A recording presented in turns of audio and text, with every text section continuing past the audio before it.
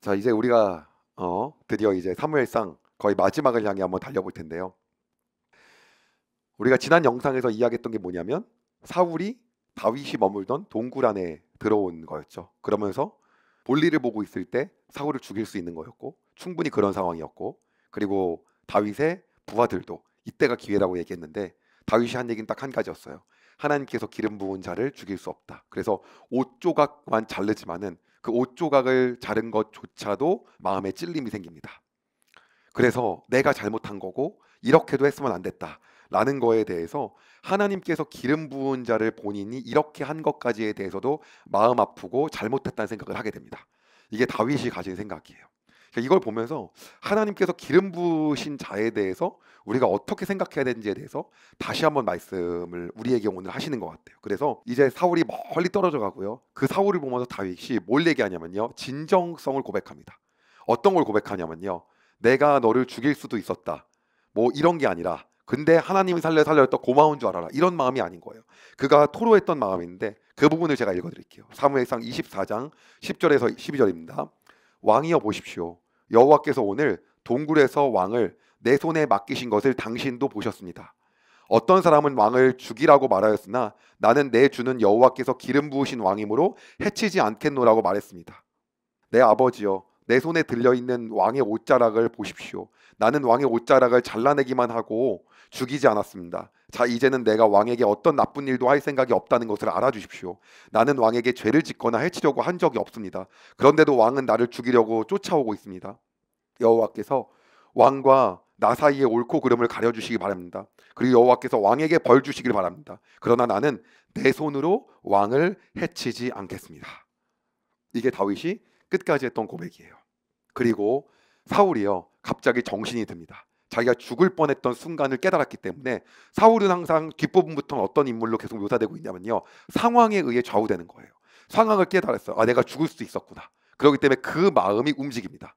그래서 바뀌었다는 것이 아니라 다윗에게 이렇게 이야기합니다. 뭐라고 말하냐면요, 사울이 말했습니다. 너는 나보다 옳도다. 너는 나에게 잘해주었는데 나는 너에게 나쁜 일을 했구나. 너의 말을 들으니 너는 나에게 좋은 일을 하였구나. 여호와께서 나를 너에게 넘기셨는데도 너는 나를 죽이지 않았다. 자기 원수를 손 안으로 넣고도 좋고 돌려보내는 사람이 어디 있겠느냐. 네가 오늘 나에게 착한 일을 하였으므로 여호와께서 너에게 상 주시기를 바란다. 이게 사울이 한 말입니다. 사실 사울이요, 이때 포인트가 뭐냐면 다윗이 왕이 될 줄을 알고 있었어요. 그리고 하나님이 다윗과 함께 한다는 것도 알고 있었어요. 그거를 여러분 크리스찬들은 다 느낍니다. 저 사람과 하나님 함께 하고 계시구나, 하나님 저 사람을 통하 역사하시는구나 라는 게 보인 거죠. 그게 사울의 눈에 다 보이고 알게 된 거예요. 그렇기 때문에 사울 안에서는요, 어떠한 마음이 있었냐면요, 오히려 다윗에게 이런 말을 합니다. 네가 나중에 왕이 되고 그러더라도 우리 집안만큼은 죽이지 말고 가만히 보존해 주길 부탁한다고 거꾸로 얘기를 합니다. 그 말은 사울이 알고 있었다는 거죠. 그러나 사울 안에는요, 이 왕권이 찬탈되지 않기를 바라는 마음과 그리고 점점 그렇게 조여오는 불안감들이 있었어요. 그리고 사울 안에 뭐가 있었냐면요, 다윗을 그렇기 때문에 죽이고 싶은 마음이 있었던 거예요. 그러면서도 다윗이 잘못한 것이 없고 하나님이 함께하고 있다는 마음까지 같이 공존하고 있는 거예요. 그렇기 때문에 이 사이에서 사울이 주체할 수가 없는 상황이었던 거예요. 그리고요, 다윗은 그런 상황이 있은 후에 다시 엔게디 요새로 돌아갑니다. 잠깐 여기 여러분 지도를 보시면요, 어디를 얘기하는 거냐면 엔게디가 이제 여기를 얘기하는 거예요. 다윗이 현재 지금 여기에 있는 상황입니다. 그래서 이제 이쪽으로 다시 갑니다. 그리고요, 그 무렵에 어떤 일이 일어나냐면 라마에서 사무엘이 죽습니다. 그리고 온 백성이 사무엘이 죽은 것을 슬퍼합니다. 그리고 그 무렵이요, 다윗은요 여기 엔게디에서 어디로 가냐면 바란 광야로 향해서 갑니다. 네, 이쪽 아래가 바란 광야예요. 다시 이제 지도를 좀 더 보여드리면요, 다시 이쪽이기 때문에 이게 더 아래, 여기 더 아래 내려간 거예요. 다른 지도를 보여드려도요 마찬가지입니다. 여기서 이제 이 바란 광야가 이제 여기 우리 가데스 바네아 기억나시죠? 옛날에 정탐했던데 거의 그쪽까지 지금 쭉 내려간 겁니다. 네, 그래서 이 정도까지 이제 다윗이 쭉 내려갑니다. 이동을 하는 거죠. 계속 이동은 어떤 거냐면 사울을 피해 가는 거예요. 네, 그래서 거기 있으면 글로 언제 마음이 바뀌어서 또 올 수 있기 때문에 이제는 있는 곳을 알게 됐잖아요. 그렇기 때문에 다른 곳으로 옮길 수밖에 없는 처지가 된 거죠. 그리고 도피하고 이동을 합니다. 근데 이동을 했는데요, 당시 여러분 아시겠지만 다윗을 따르던 사람들이 몇 명이었냐면 무려 600명이었어요. 근데 600명이 남자들만 따라다니는 게 아니라 그 가족들이 다 따라다닌 거예요. 그만큼 인심이 다윗에게로 가고 있었던 거예요. 하나님이 함께 하시기 때문에 사람들이 그쪽에 붙는 거죠. 여러분 요새 영화 서울의 봄이 유행하고 있잖아요. 그렇게 정권을 찬탈하지 않아도요. 하나님이 세우신 사람은 하나님의 방법으로 하나님이 다 이끌어 가시는 거예요. 예, 그렇기 때문에 이게 어떤 거냐면 결국은 뭐냐면 지금 이제 일로 바람강야로 너무 멀리 온 거죠. 근데 이 상황에서 어떤 처지가 있었냐면요. 먹을 게 없는 상황인 거예요. 그래서 식량도 없고 부족하고 이런 상황이기 때문에 누구에게 도움을 청해야 되는 상황에 온 거죠. 그래서 당시에 다윗하고 연을 맺고 있었던 한 번의 면이 있었던 다윗이 호의를 베풀었던 부자가 있었는데 그 부자의 이름이 뭐냐면 나발이었어요. 나발. 근데 이 나발은 당시에 어디에 살고 있었냐면 알려드릴게요. 지도를 보면서 이 사무엘상을 읽어보신 분들이 거의 없는 걸로 제가 알고 있습니다. 이동했습니다. 이렇게 알고 있지 보신 분은. 그래서 여기 보시게 되면 어디냐면요. 지금 여기 있잖아요. 이 마온에 살고 있었어요. 근데 여기 살고 있었는데 이 사람의 양과 염소가 몇 천마리, 수천 마리인 거예요. 그러니까 어마어마한 부자인 거죠. 근데 당시에는요. 양털을 깎는 절기가 있었는데 그때 이 갈멜 부분에서 얘가 양털을 깎고 있는 거예요. 근데 예전에 어떤 일이 있었냐면 이 나발에게요.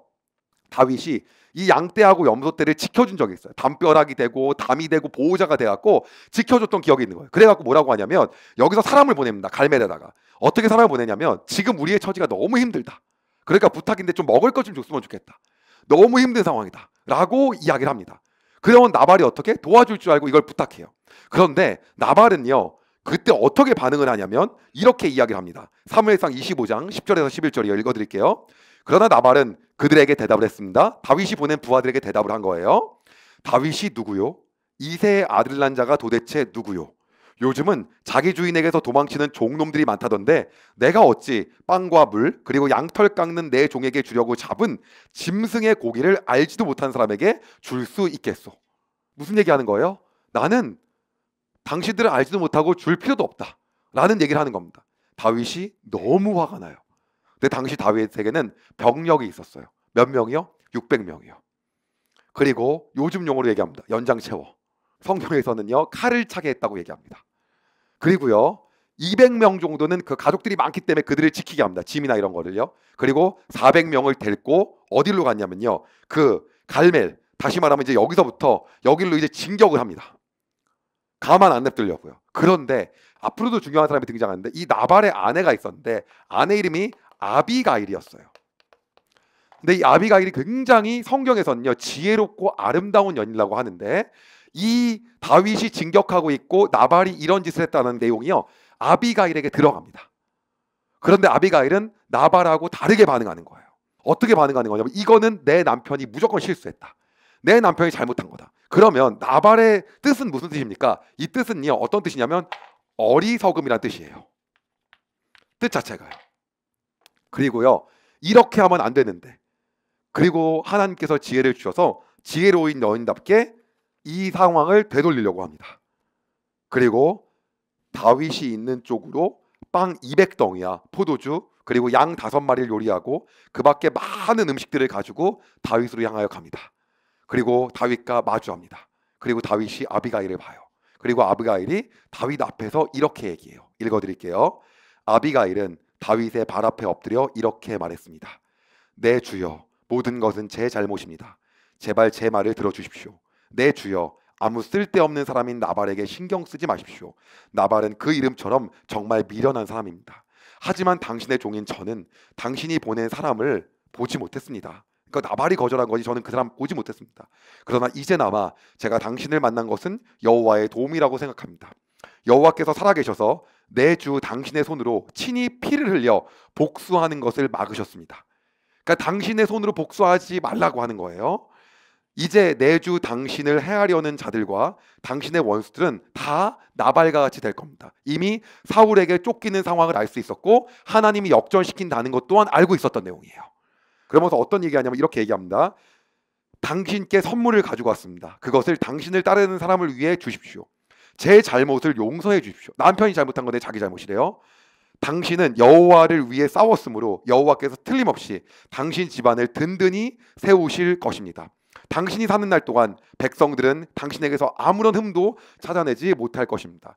당신을 죽이려고 쫓아다니는 사람이 있을지라도 하나님 여호와께서는 당신을 지켜주실 것입니다. 여호와께서는 물매로 돌을 던지듯 당신의 원수의 목숨을 내던져 버리실 것입니다. 다윗과 골리앗 사건 다 알고 있는 거예요. 여호와께서는 당신에게 약속하신 좋은 일들을 다 지키실 것입니다.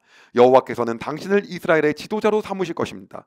그때 당신은 당신 스스로 죄 없는 사람을 죽였다든지 벌을 주었다는 양심의 가책을 받거나 죄책감을 가진 일이 없어야 할 것입니다.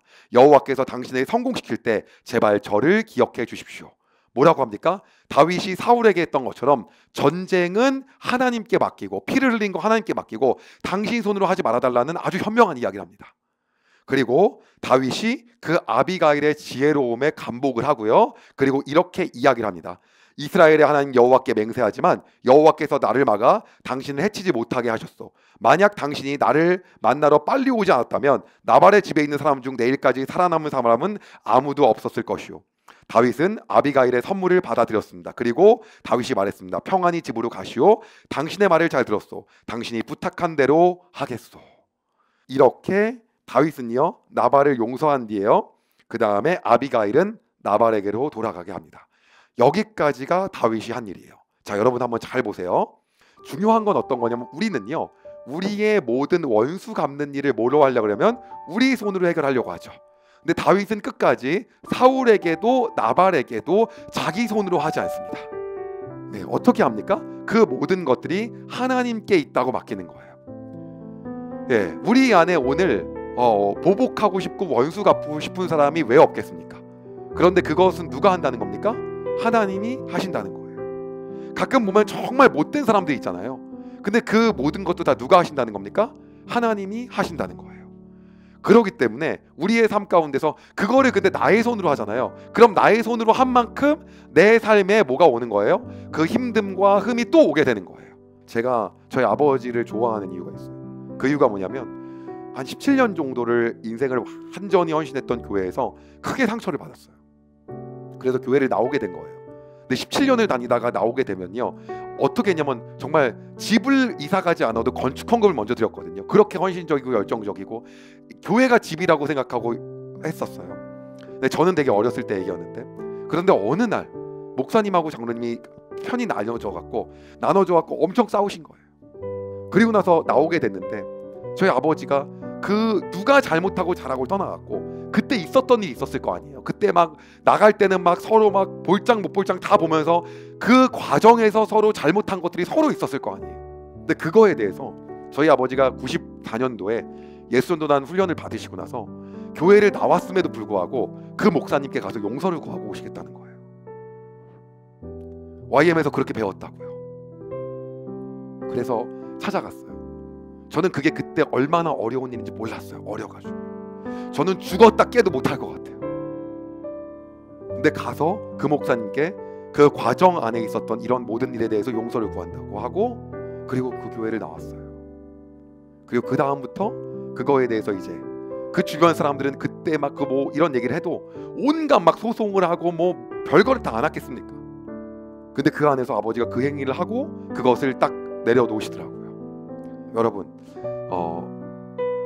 하나님이 하세요. 하나님이 다 인간이 그렇게 사울을 인간이 죽이려고 안 하잖아요. 우리 마음 안에 그런 것들이 오늘을 살면서도 얼마나 맡기냐는 거죠. 우리가 그것들을 하나님께 맡길 때 하나님이 행하신다는 거죠. 기도하겠습니다.